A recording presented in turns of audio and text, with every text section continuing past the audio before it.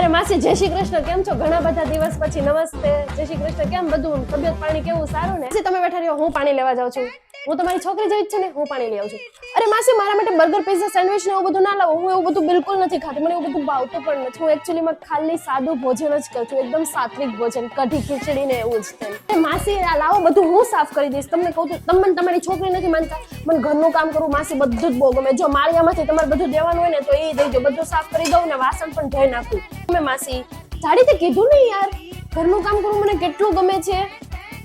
બધું જ કામ હું કરું. સવારમાં ઉઠીને પપ્પાનું ટિફિન બનાવવાનું, કચરો ફેંકવા જવાનો, ઘરમાં ઝાડુ પોતા કરવાના, ઝાપટ ઝૂપટ કરવાની, મસ્ત મસ્ત ટિફિન બનાવીને પપ્પાને આપવાનું. અને બધી જ ટોટલી રસોઈ મને આવડે છે. Italian, Chinese, cocktail, Punjabi, Uttar Pradesh, south medium, Madhya Pradesh, બધી જ રસોઈ મને આવડે છે માસી.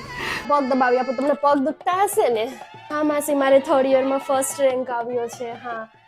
હા જાનવીને કેટી આવી, મને આઈડિયા છે. શું કરીએ, મેં એને બહુ બધું શીખવ્યું, બહુ બધું કીધું કે તું ધ્યાન આપ, પણ બધા પછી મારી જેમ હોશિયાર ના હોય ને માસી.